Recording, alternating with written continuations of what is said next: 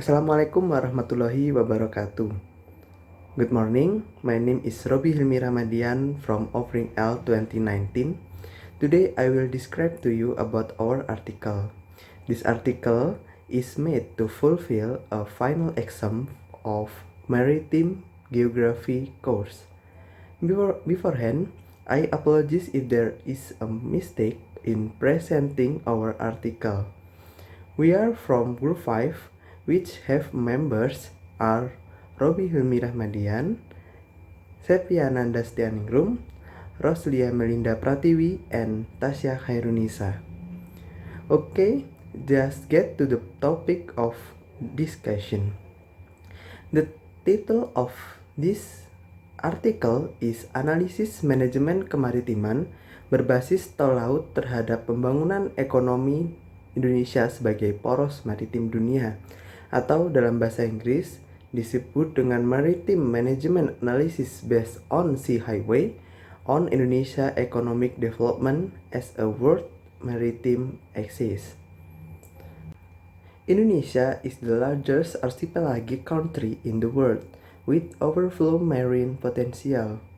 Indonesia has 17,499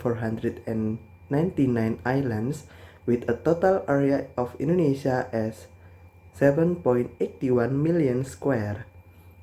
Of the total area, 300.25 million kilometers square are oceans, 2.55 million kilometers square are the exclusive economic zone, and 2.01 million kilometers square are lands. With an area of the sea that is more economic zone dominant than the land area, Indonesia has enormous marine and fishery energy. Indonesia's maritime position and maritime potential can be utilized for geostrategy and geopolitics. In increasing the synergy between connectivity and maritime economy, the Indonesian government in the 2019 until 2024 has a vision and mission to implement Sea Highway policy as an effort to equalize economic development outside Java Islands.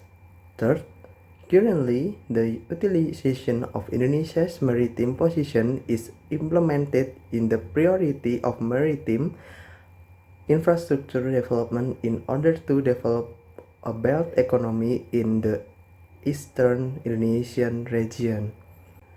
Based on this, the author will examine more deeply the effect of maritime management on the Sea Highway on economic development in Indonesia as the World Maritime Axis.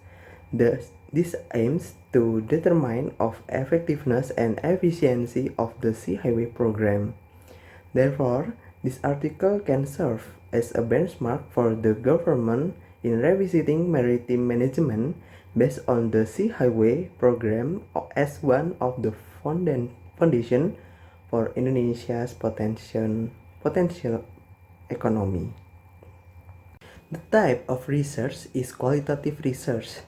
In this study, the authors collected data using the literature study method and official data documentation from government agencies, authorities in maritime management substances. Literature used by the author is a source that comes from books, scientific articles, journal, and thesis. Meanwhile, the official data documentation used is data from the Ministry of Marine Affairs and Fishery. In data analysis techniques, the authors use qualitative descriptive analysis techniques. The data obtained from literature studies and documentation are interpreted in a narrative manner, which is developed comprehensively in order to produce valid conclusions. The data analysis technique used in this study included three main stages, namely reductions, data presentations, and data conclusion. The reason we choose the title Maritime Management Analysis based on Sea Highway on Indonesian Economic Development as a World Maritime Axis, among others, first, Indonesia is an archipelago in which 2/3 of its territory is water. From a geographical perspective, Indonesia is located between the cross-section of the world, namely the Indian Ocean and the Pacific Ocean, as well as the Asian continent and the Australian continent. Thus, Indonesia has strategic potential, both in terms of geography, geopolitics, and geoeconomics, which can be optimized through maritime management. Second, at present, the synergy between maritime connectivity and economy has become the main focus of Indonesia's development of the world's maritime axis. This is realized by empowering maritime potential through marine highway-based infrastructure management. Third, however, until now, the impact of sea highway development has not of Indonesia's economic development.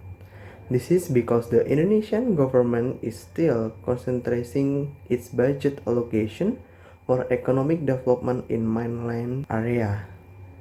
Based on this, the author will examine more deeply the effect of maritime highway management on the sea on economic development in Indonesia as the world's maritime axis. Fourth, therefore, the author are interested in analyzing in more detail the relationship between sea highway and economic development based on small cities and coastal cities, which can have a good impact on Indonesia's growth. Next, the reason choosing the method. The reason we choosing the method, among others, first, the reasons we choose qualitative research and literature study methods because they were easier, faster, and cheaper. On the other, this research method can conclude valid qualitative data. Second, basically, qualitative research is research that seeks to understand complex phenomena by testing variables in context through collecting and testing data in detail, so as to procedure structures, flexible research results, and find new perspectives on things that are still unknown. Third, the purpose of qualitative research is to describe a phenomenon in depth through complete data collection, which shows the importance of the depth and detail of the data under study. Several reasons why qualitative research is conducted. 1.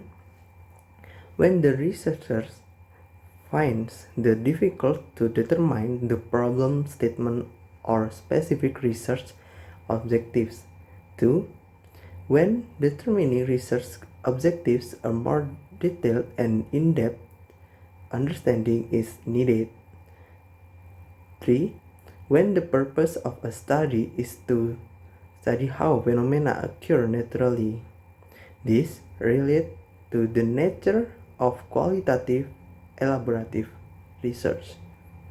4. When researchers want to study several related research contexts. 5. When a more updated approach is needed. Next, results and discussions. First, the presence of the sea highways is very supportive the development of the maritime economic Indonesia. Second, the main elements of the maritime highway program are port development, hinterland development, preparation of schedule and routine routes with the pendulum concept, shipyard construction, while marine highway supporting elements include navigation, patrol, human resource, and other supporting infrastructure.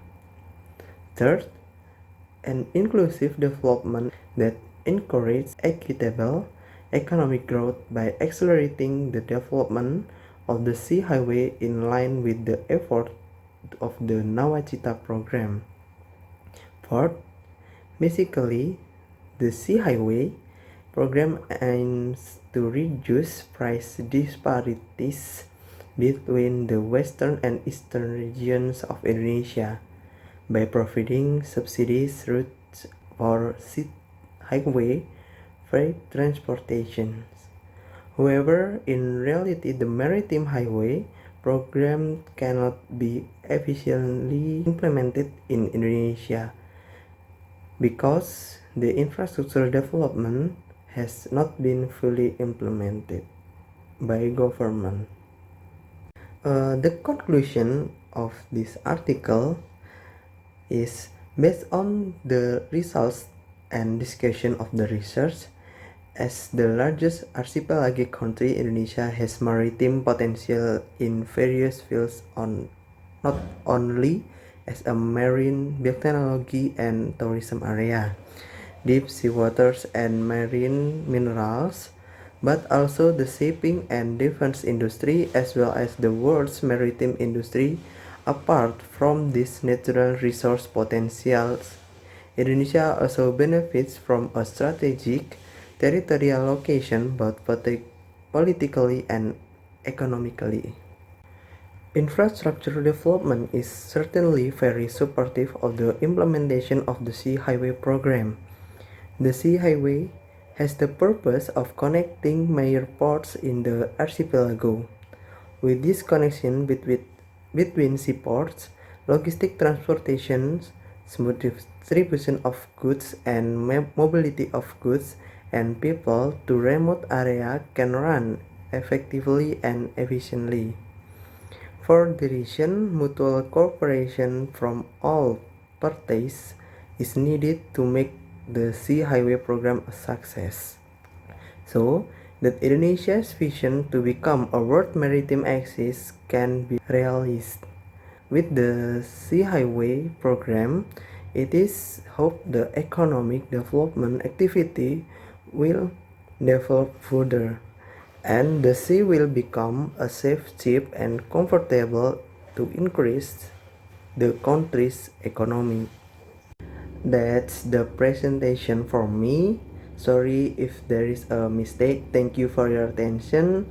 That is what I can say. Once again, I would like to say my deepest gratitude to Mr. Ivan Devinika, who have deigned to teach this course and are dedicated to teaching us on this semester. And I apologize for any unfavorable behavior and speech during this lecture. Stay enthusiastic, stay healthy, and fighting. Hopefully we can meet again next time. Thank you. Wassalamualaikum warahmatullahi wabarakatuh.